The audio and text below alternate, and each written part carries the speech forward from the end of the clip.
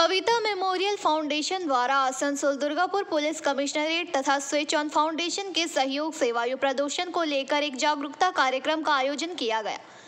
Asansol bus stand के निकट हटन road मोड़ पर इस कार्यक्रम का आयोजन किया गया।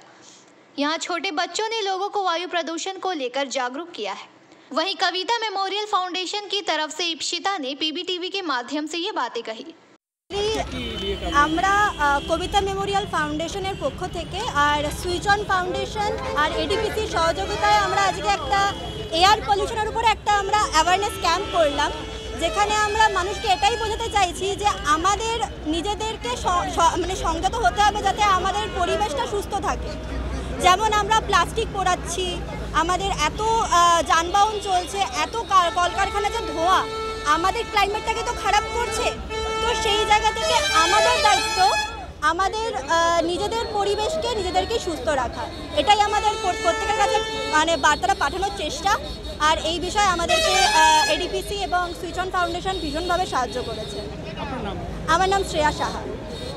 আজকে আমাদের সাথে এখানে এডিপিসি আমাদেরকে সহযোগিতা করছে এই কাজটা করতে। হাওয়া দূষণের সাথে সাথে আমরা আরো কয়েকটা কথা আপনাদেরকে বলতে চাই, সেটা হচ্ছে সেফ ড্রাইভ আর সেফ লাইফ। গাড়ি সাবধানে চালালেই খালি সেফ ড্রাইভ সেফ লাইফ হয় না।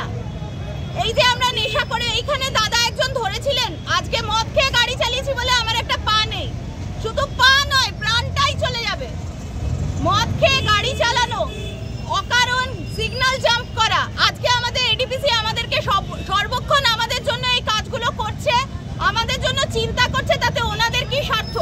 ওনাদের তো কোনো স্বার্থ নেই, স্বার্থটা তো আমাদের জন্যই ওনারা বলছেন, চিন্তা করছেন যাতে আমরা সুস্থ স্বাভাবিকভাবে ঘর থেকে বেরিয়েছি তেমনি সুস্থ দেহে আবার ঘরে ফিরতে পারি।